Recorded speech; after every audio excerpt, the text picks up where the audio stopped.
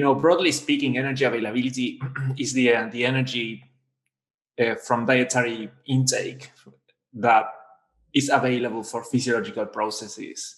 What does this mean? Is that we basically eat food that has energy, and when we subtract the energy from exercise, so the energy used towards the exercise or the energy cost of exercise, that energy available is the energy availability for maintenance of the rest of the stuff to keep us alive and pump the heart and ventilate the lungs and all that good stuff, right?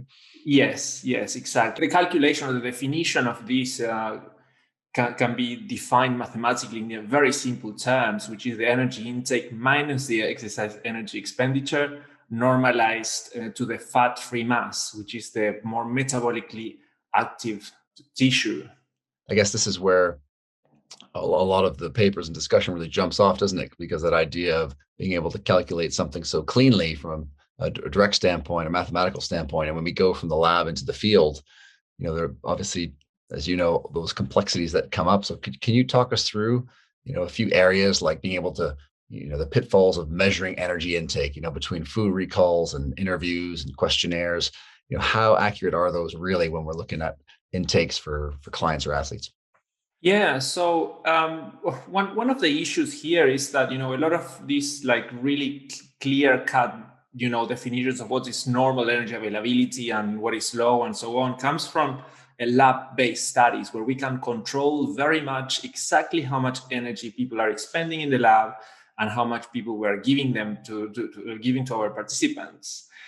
The problems, when you go to the field, it's like this is incredibly difficult to really quantify this precisely. So there's a lot of error in the measurement. So there's different ways of measuring energy intake, and there's different ways of measuring energy expenditure. Mm-hmm. Of course, what we are more interested in is exercise energy expenditure. So the energy expenditure allocated from exercise only. And there's a lot of caveats of the different methodologies of dietary recalls. Also, because when we want to see the effect of energy availability or low energy availability, normally we need to know these over prolonged periods of time. And, even if you can have a really controlled, follow-up of dietary intake over a week, let's say of a participant or of an athlete, probably even though in 1 week you can see some of the effects of this energy availability, you probably need months of data to know exactly what is happening. And then it becomes very, very difficult to be precise in the measurements.